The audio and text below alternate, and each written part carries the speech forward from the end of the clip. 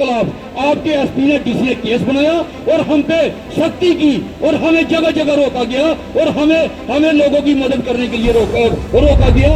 तो अगर मेरे को समाज सेवा करने के लिए आपको तकलीफ होती है तो आप अंदर दे दो, बनाया इन्होंने केस, लखनऊ से पुलिस भेजी, पुलिस घर में चलेगी, उन्होंने पकड़ के केस बनाया, बोला जी सेक्टर में पेश हो जाओ, उधर पेश गए, बहानी सुनवाई की गई। गलत है अगर सरकार करप्ट है, अगर सरकार बेईमानी करती है, अगर एमपी एमएलए बेईमानी करते हैं तो क्यों नहीं बोलेंगे? क्या करोगे आप? अपने पुलिस का पावर दिखाओगे, अपने सरकारी अफसरों की पावर दिखाओगे? ये मेरे को हवालात में अंदर बंद करके और मेरे को कहा भैया ये समाज सेवा बंद कर दो। जम्मू कश्मीर में ना तो विधानसभा इलेक्शन होंगे ना ही यहाँ सरकार होगी। ये यूटी बन गई है, लेह वाला इलाका अलग हो गया है, जम्मू और श्रीनगर वाला इलाका अलग हो गया है, यहाँ विधानसभा बनेगी नहीं। मैंने बोला विधानसभा अगर नहीं बनेगी तो कोई बात नहीं, मेरे को सेवा करनी है। मेरे को ये थोड़ा है कि एमएलए इलेक्शन हो ना हो, अब ये इलेक्शन नहीं कराए 2 साल नहीं कराए, 3 साल नहीं करवाए, मैं तो सेवा करता रहूँ। लोगों को डराने का काम करते हैं, उनको कहते हैं आप रंजू की मीटिंग करा दी, आपका आयुष्मान कार्ड कैंसिल कर दिया जाएगा। आपको जो घर के लिए मोदी साहब के थ्रू जो आता है ना, जो मतलब गरीब जरूरतमंद लोगों के लिए जो कमरा बनाने के लिए थोड़े पैसे मिलते हैं मोदी सरकार की तरफ से, कहते हैं कि वो बंद कर देना। तो हमारी मीटिंग कराएगा, आपकी पार्टी वाले उनको तंग कराएंगे, उनको परेशान करेंगे। भैया जो हमारी मीटिंग कराता है उसको क्यों तंग करते हो? आप हमारे खिलाफ करो ना, जो करनी है, जो आपको तकलीफ है मेरे से, आप जो कर सकते हो पकड़ लो मेरा, जहां अंदर करवाना है करवा दो, कोई परवाह नहीं है। जितनी ताकत है ना आपके पास, मोदी साहब के साथ रहते हो ना, आप अपनी ताकत लगा दो, पूरी ताकत लगा दो, बगाड़ लो जो बगाड़ना। अगर आपको तकलीफ होती है ना, आपको तकलीफ होती है, आप एक काम करो, सेवा में कंपटीशन, मैंने अपना हटा ईमानदारी में कंपटीशन दे दो, सेवा करो मेरे बराबर, मेरे को उस बात में कंपटीशन दो।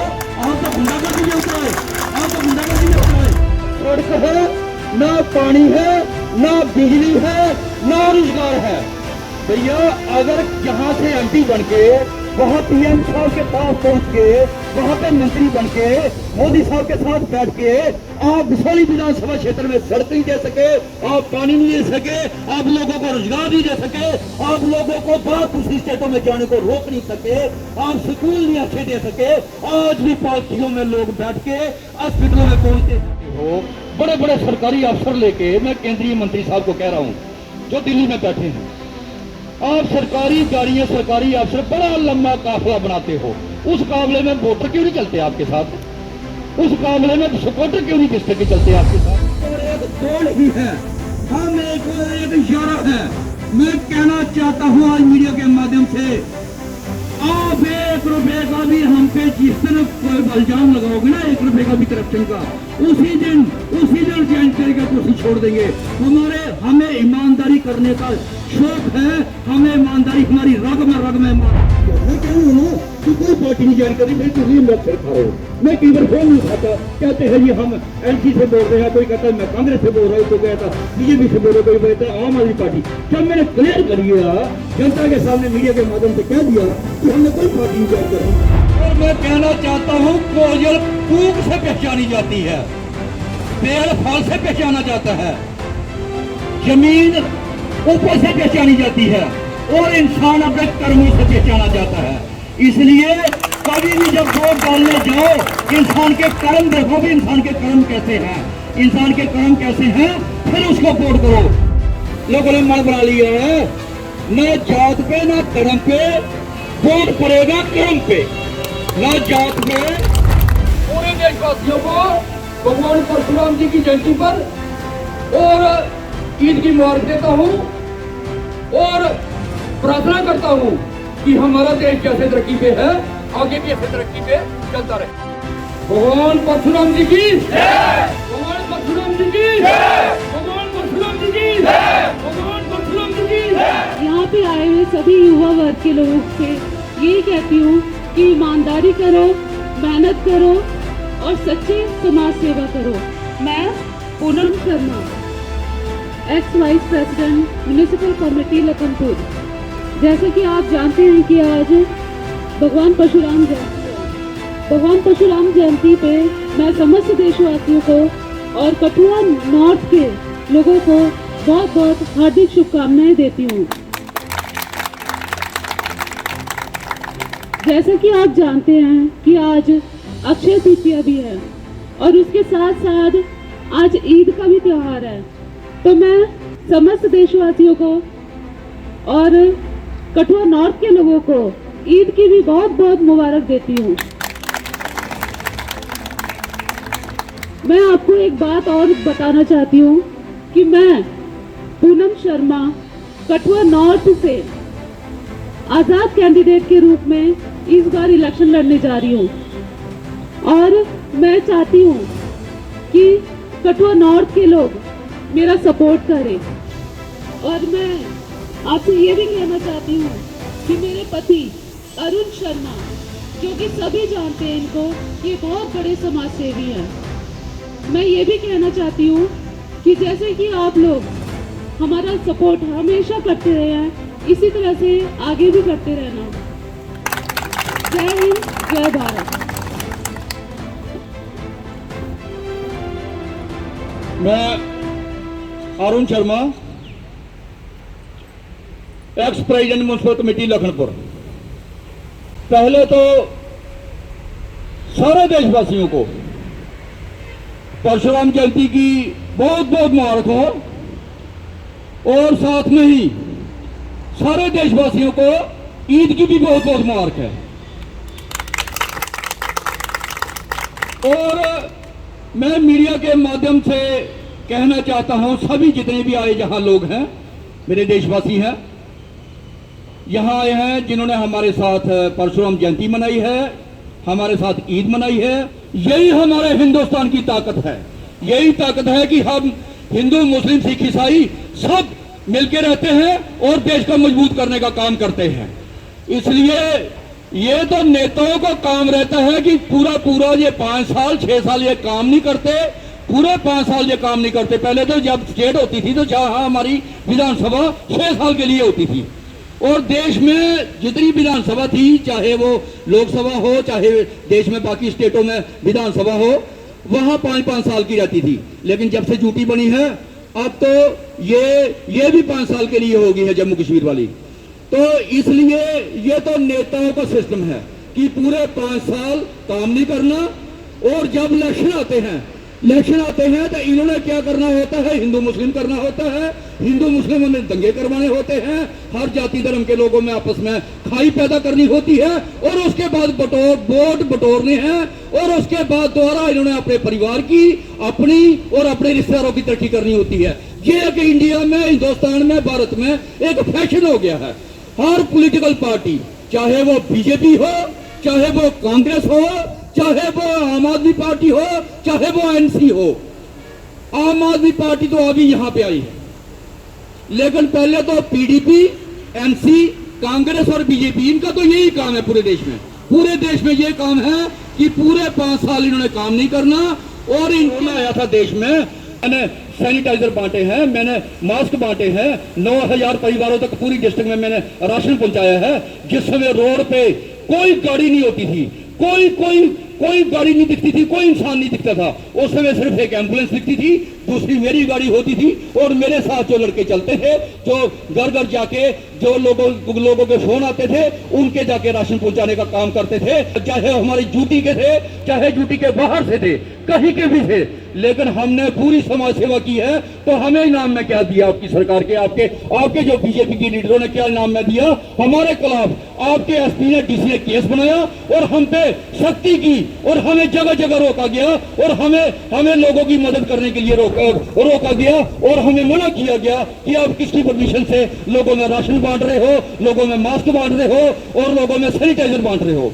मैंने उस समय भी सरकारी अधिकारियों को कहा था, मैंने कहा था आपके पास परमिशन हो सकती है कि आप लोगों में जा रहे हो और लोगों की हेल्प कर रहे हो। मेरे को तो मंदिर, मस्जिद को, गुरुद्वारा और चर्च से मेरे को परमिशन है, आपकी परमिशन से ज्यादा मेरी परमिशन है। आपको लगता है आप पकड़ो और मेरे को अंदर दे दो।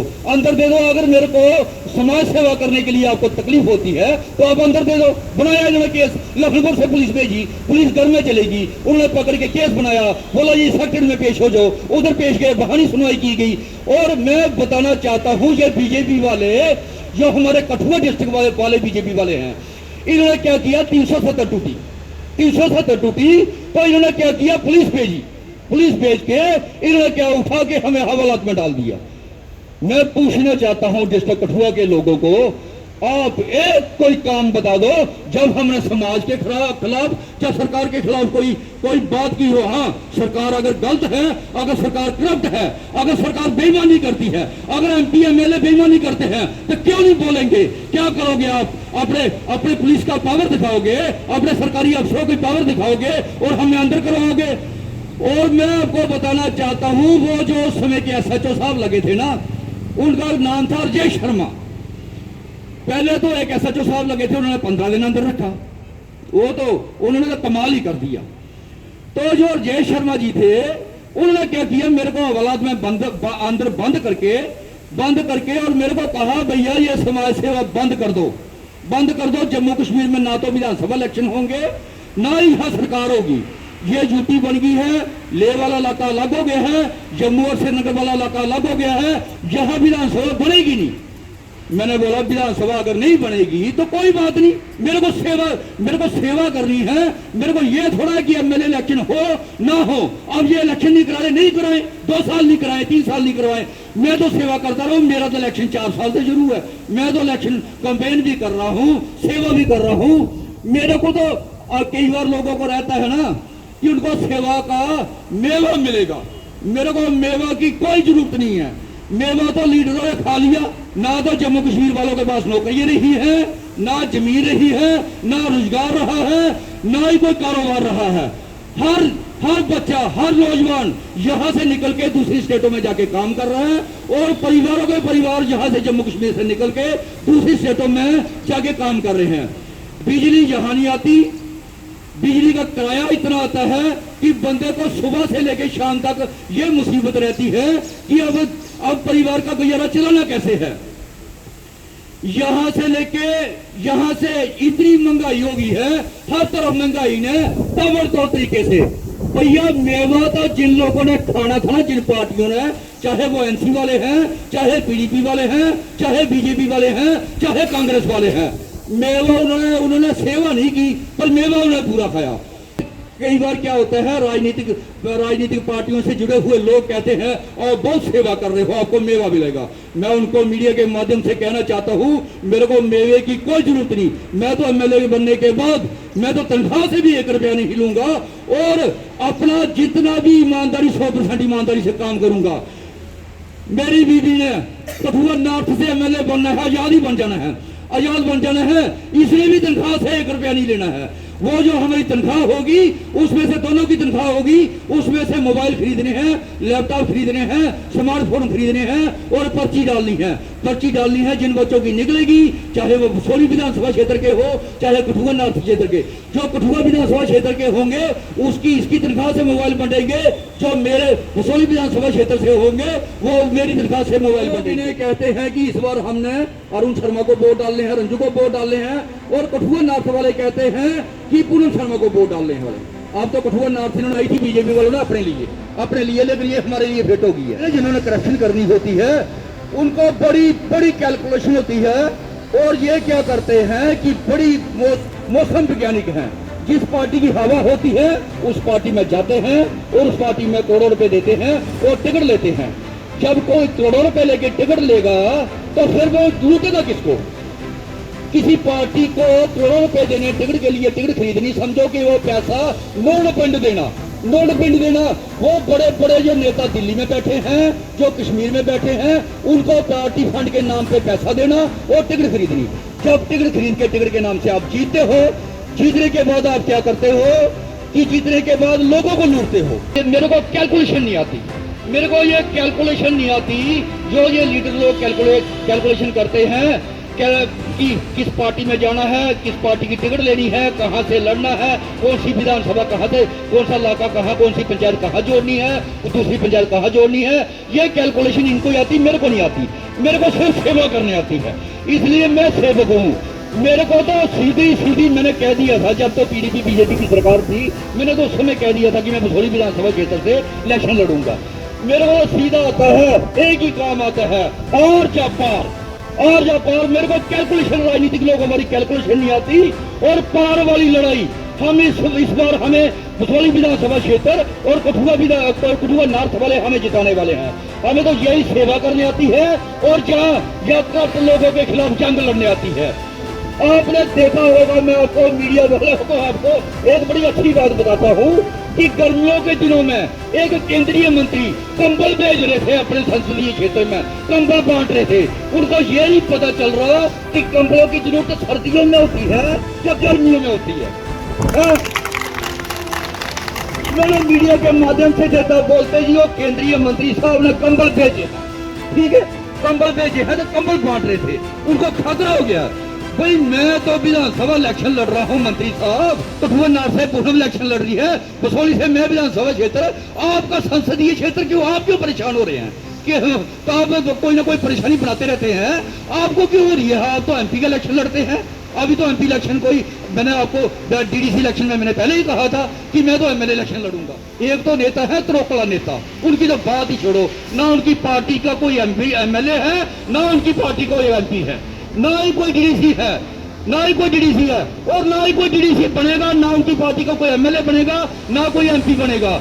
उनका तो सुपड़ा साफ हो गया है।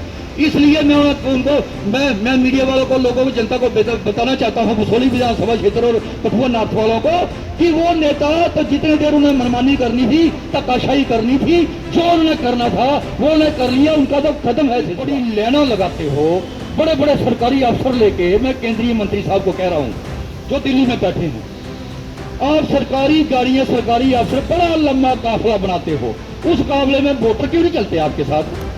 उस मामले में सपोर्टर क्यों नहीं किसके के चलते आपके साथ? सरकारी अफसर लेते हो, 100 बंदा पुलिस का चलता है। जब आप भसोली में गए, वहां पे मैंने देखा एक छोटे नेता, आप बड़े नेता हो ना, छोटे नेता की जब वो आपको खुश करने के लिए लगे हुए थे, कह रहे थे कि महाराज जब आपको पीएम साहब के साथ देखते हैं तो बड़ी छाती चोरी हो जाती है। मैंने बोला वाह, ये तो अभी टिकट के चक्कर में पड़े हुए हैं कि भसोली से बीजेपी की टिकट लेनी है। ये केंद्रीय मंत्री साहब को खुश कर रहे हैं, ये खुश कर रहे हैं, कह रहे हैं कि जब पीएम साहब के साथ देखते हैं तो छाती चोरी हो जाती है।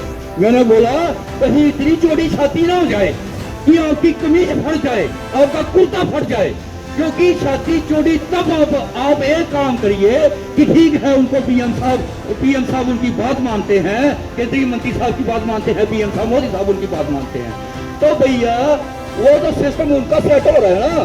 भसोली विधानसभा क्षेत्र में आप चलो मेरे साथ, कठुआ नॉर्थ में चलो, ना सड़क है, ना पानी है, ना बिजली है, ना रोजगार है। भैया अगर यहाँ से एमपी बन के वहाँ पीएम साहब के पास पहुँच के, वहाँ पे मंत्री बन के मोदी साहब के साथ बैठ के आप भसोली विधानसभा क्षेत्र में सड़क नहीं दे सके, आप पानी नहीं दे सके, आप लोगों को रोजगार नहीं दे सके, आप लोगों को बहुत दूसरी स्टेटों में जाने को रोक नहीं सके, आप स्कूल नहीं अच्छे दे सके, आज भी पॉलिसियों में लोग बैठ के हॉस्पिटलों में पहुँचते हैं। आप कठुआ नॉर्थ में चलो, जितने जो पंप पहले निकले थे ना, पानी वाले पंप, मेरे साथ आप बलौर चलो, मेरे साथ कठुआ नॉर्थ में चलो, मेरे साथ भसोली विधानसभा क्षेत्र में चलो। मैं आपको बताता हूं कि वो जो पंप निकले थे उनमें जो पहले के नेता थे उन्होंने अपनी कमीशन ले ली थी, और जो उसके बगल जो सरकारी अधिकारी थे उस समय के, उन्होंने अपनी कमीशन ले ली थी। तो वो पंप चलने क्या है, 15-20 दिन वो पंप ठीक रहे, उसके बाद वो पंप खराब हो गए। वो उन्होंने कर दिया, आपने कौन से निकाल दिए, आपने कौन से ठीक कर दिए।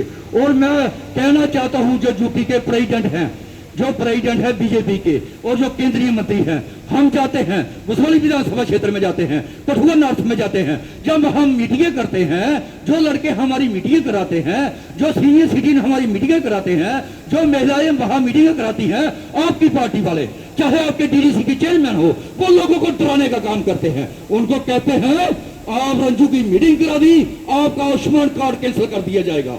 आपको जो घर के लिए मोदी साहब के थ्रू जो आता है ना, जो मतलब गरीब जरूरतमंद लोगों के लिए जो कमरा बनाने के लिए थोड़े पैसे मिलते हैं मोदी सरकार की तरफ से, कहते हैं कि वो बंद कर देने हैं। वो आपको जो 1.5 लाख रुपए कोई मकान बनाने के लिए केंद्र की स्कीम है, पता नहीं वो किसको मिलता है, बीजेपी वालों को ही मिलता है, बाकी तो सबके वो मिट्टी के बने हुए हैं, बलियां डाली हुई हैं, बले डाले हुए हैं, तो वो उनको डराने का काम करते हैं, अधिकारी तंग करते हैं। और आपकी पार्टी वाले आपके चेयरमैन को टीडीसी चेयरमैन है, चाहे आपके टीडीसी के जो मेंबर हैं वो जाके लोगों को तंग करते हैं, भैया उनको तंग करना बड़ा आता है। जो हमारी मीटिंग कराएगा आपकी पार्टी वाले उनको तंग कराएंगे, उनको परेशान करेंगे। भैया जो हमारी मीटिंग कराता है उसको क्यों तंग करते हो?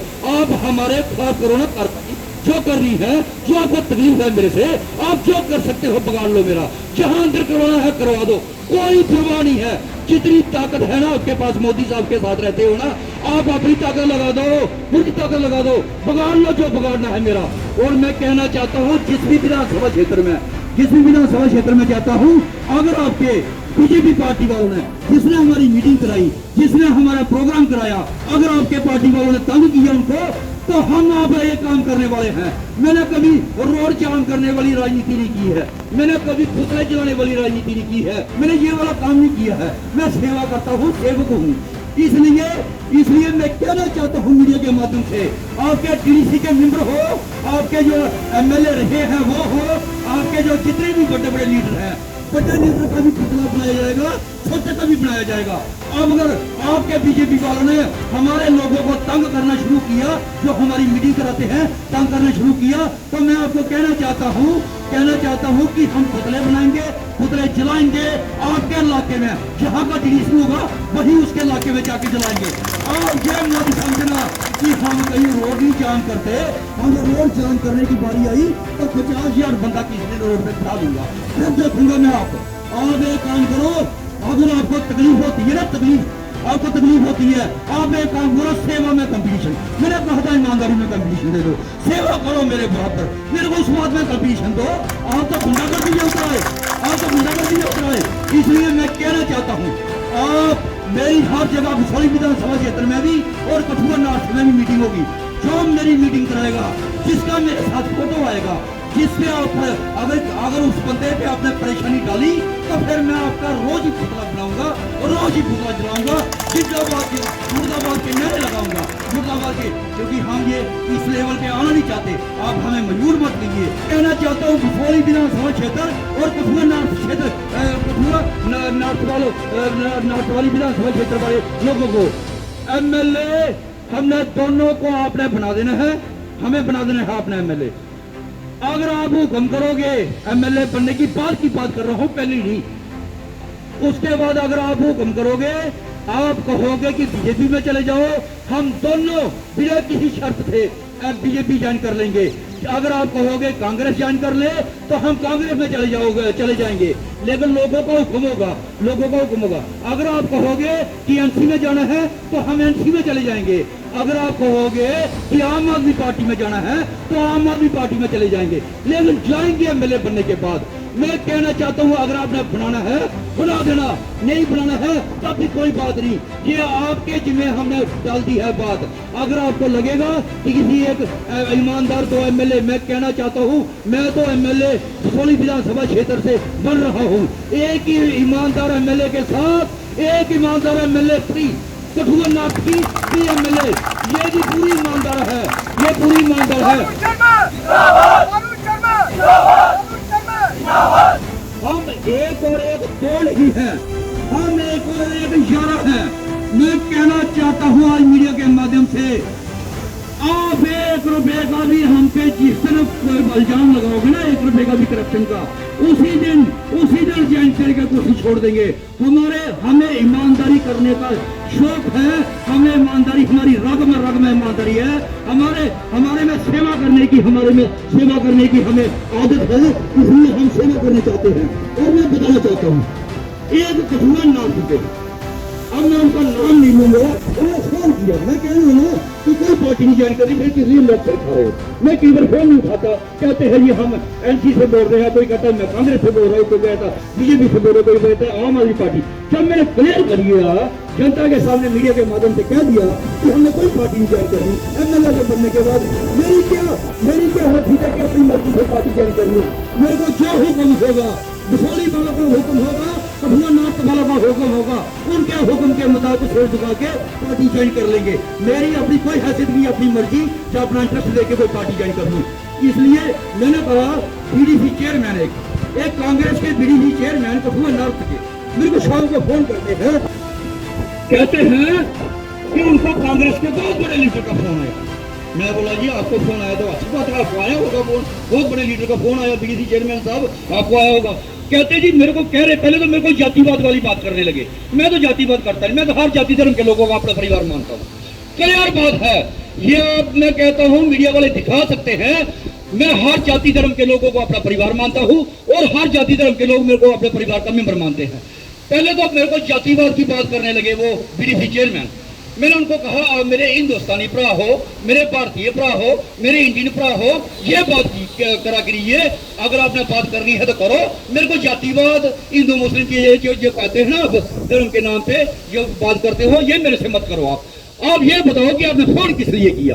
कांग्रेस के बहुत बड़े लीडर ने उनको फोन किया बीडीसी चेयरमैन बोर्ड। मैंने बोला अच्छी बात आपको किया होगा, किस लिए किया? कहते जी वो उन्होंने आपको देखा, कहीं न्यूज में देखा, वो कह रहे हैं जी अरुण शर्मा को आप ज्वाइन कराओ और उसको भोली की टिकट दे देंगे। मैंने उनको कहा आप पता नहीं कौन से चक्कर में घूम रहे हो। ओ भैया कांग्रेस छोड़ के लोग तो आम आदमी पार्टी में जा रहे हैं, कांग्रेस छोड़ के लोग आम आदमी पार्टी में जा रहे हो। जब हम बीजेपी नहीं ज्वाइन कर रहे, जब हम आम आदमी पार्टी ज्वाइन नहीं कर रहे, जब हम एनसी नहीं ज्वाइन कर रहे, तो आप कह रहे हो कांग्रेस ज्वाइन कर लो। भैया एक काम करो, आप हमारा ख्याल मत करो, हमारा ध्यान मत रखो, हमें रहने दो। हम जैसे हमने अपने जो कहा है, हमारा कहा पत्थर की लकीर होता है। आप एक काम करो, वो हमारे लिए बोल रहे हैं, आप खुद ज्वाइन करके ले लो ना, लड़ो उधर इलेक्शन। इसलिए मैं मीडिया के माध्यम से उनको भी कहना चाहता हूँ, बीडीसी चेयरमैन साहब को, कि भैया हमें मत ये बताओ कि आपको फलानी पार्टी टिकट दे देगी, आपको कांग्रेस टिकट दे देगी। ना हम कांग्रेस की टिकट लेंगे, ना हम बीजेपी की लेंगे, ना हम एनसी की लेंगे, ना हम आम आदमी पार्टी की। इसलिए अपनी टिकटों का ध्यान रखो, मेरा फिक्र मत छोड़ो। मेरे को आप बार बार फोन करते हो, मेरे को कई बार अपने इलाके के जो इलाके के अपने होते हैं जिनको जरूरत होती है, सेवा की जरूरत होती है, वो समाज सेवक होने के नाते मेरे को फोन करना होता है, कई बार उनका फोन नहीं अटेंड होता। और मैं एक बात और बताता हूँ, ये पॉलिटिकल पार्टी वाले क्या करते हैं, इनके जितने भी लोग हैं वो षड्यंत्रकारी हैं।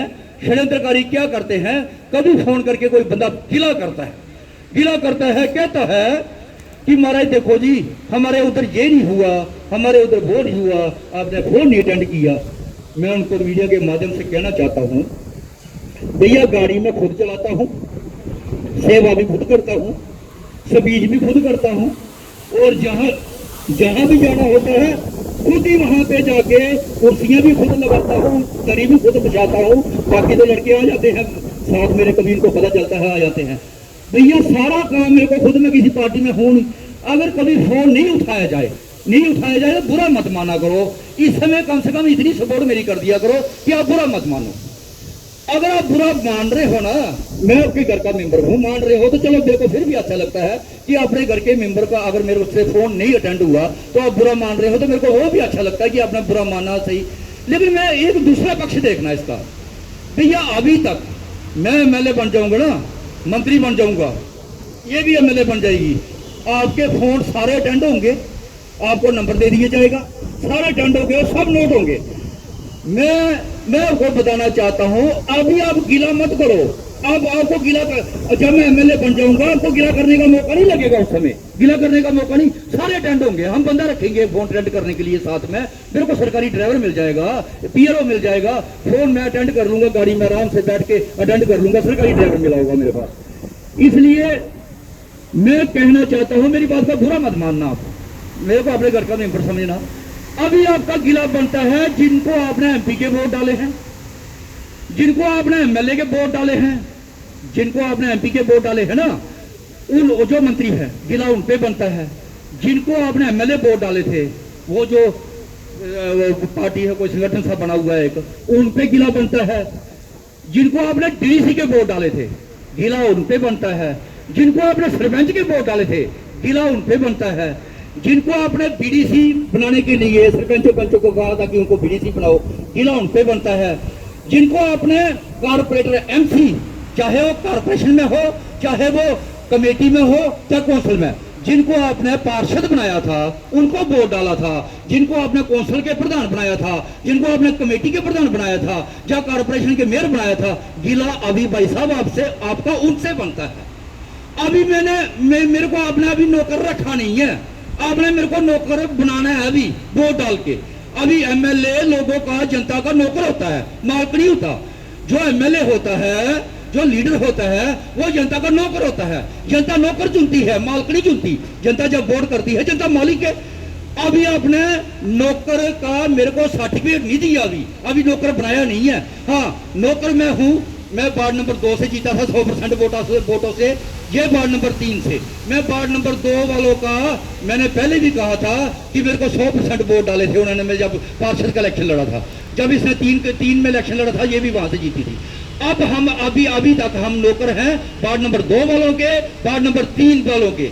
हम उन दोनों वार्डों के, लखनपुर के जो हमारे वार्ड हैं, उनके नौकर हैं, पूरी उम्र नौकर रहना है। इसलिए आपने अभी तक मेरे को नौकर बनाया नहीं है।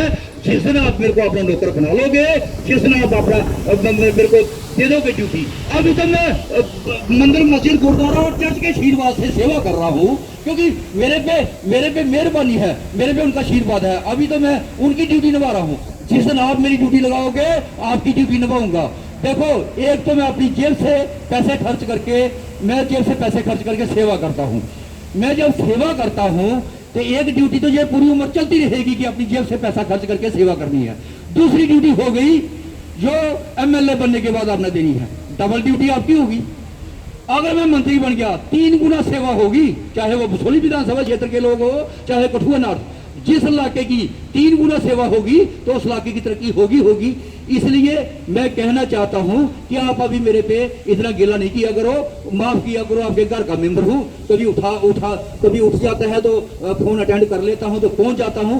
आप रोज न्यूज में देखते हो, अखबारों में देखते हो, जो मैं काम करता हूं ये बिना फोन अटेंड किए नहीं होते, ये अटेंड किए होते हैं फोन। चाहे वो देश के बाहर के हो, चाहे देश के स्टेट के अंदर के हो, चाहे वो हमारी ड्यूटी से बाहर के हो, दूसरे किसी स्टेट हो, मैं सेवा करता रहता हूँ। इसलिए मैं तो पूरे देश का सेवक हूँ। कभी अगर मिस हो भी जाता है तो माफ कर दिया करो, आपके घर का मेंबर हूँ। इसलिए मैं आज सभी को परशुराम जयंती पे सबको दिल से मुबारकबाद देता हूँ और ईद की सभी देशवासियों को बहुत बहुत मुबारक देता हूँ। और मैं सबको एक नारा बोलूंगा कि भारत माता के 4 सिपाही, भारत माता के 4 सिपाही, भारत माता के 4 सिपाही। कहना चाहता हूँ, कोयल कूक से पहचानी जाती है, पेड़ फल से पहचाना जाता है, जमीन ऊपर से पहचानी जाती है और इंसान अपने कर्मों से पहचाना जाता है। इसलिए कभी भी जब वोट डालने जाओ, इंसान के कर्म देखो कि इंसान के कर्म कैसे हैं, इंसान के कर्म कैसे हैं, फिर उसको वोट करो। ना कि उसको इस नजर से देखो कि ये कौन सी पार्टी से है, ये कितना बड़ा अमीर है, ये कितने बड़े इनके साथ मोदी साहब के साथ इनके फोटो हैं, ये इनके फलाने फरूख अब्दुल्ला साहब या केजरीवाल साहब के साथ फोटो है, या सरदार मनमोहन सिंह जी के साथ फोटो है। इसलिए जब भी आप कोई एमएलए बनाते हो, एमपी बनाते हो, डीडीसी बनाते हो, काउंसलर बनाते हो, तो उसके कर्म देखा करो, उसकी जाति या धर्म नहीं देखा करो। जाति धर्म देखना इनको ठगने का काम है। सब मैं आपको बताता हूँ, सबसे आसान काम है कि जातिवाद करके और धर्म की हिंदू मुस्लिम करके इलेक्शन जीतना। ये सबसे आसान काम है और आसान काम मैं नहीं करता हूँ, मैं जो कठिन काम है वो करता हूँ। क्योंकि मेरा सिस्टम है कि हिंदू मुस्लिम सिख ईसाई सब मेरे परिवार के मेंबर हैं और मेरे हाथों में इतनी ताकत है कि मैं सबकी सेवा कर सकता हूँ। लोगों ने मन बना लिया है, न जात पे न धर्म पे वोट पड़ेगा, कर्म पे। न जात पे न धर्म पे, बटन दबेगा कर्म पे। सबसे मुश्किल काम मैं कहना चाहता हूँ, सबसे मुश्किल काम क्या है? सबसे मुश्किल काम है कि अपनी जेब से पैसा निकालो और समाज सेवा करो। ये मुश्किल काम है, ये कोई नहीं कर सकता। मैं कहना चाहता हूँ, ये नेता लोग, इनके पास अरबों रुपए हैं, खरबों रुपए हैं, इनको कहो अपनी जेब से करो सेवा। अपनी तनख्वाह से कितनी की है, अपनी पेंशन से कितनी की है, जो अपने कोठे की हो सके, ये कर ही नहीं सकते। ये आपको यही दिखाएंगे कि महाराज जम्मू वालों को बोलेंगे कश्मीर वाले लेंगे ज्यादा काम, कश्मीर वाले बोलेंगे जम्मू वाले लेंगे। ये हिंदू मुस्लिम में खाई पैदा करके अपना रोटियां सेकने का काम करते हैं और दंगे करवाते हैं।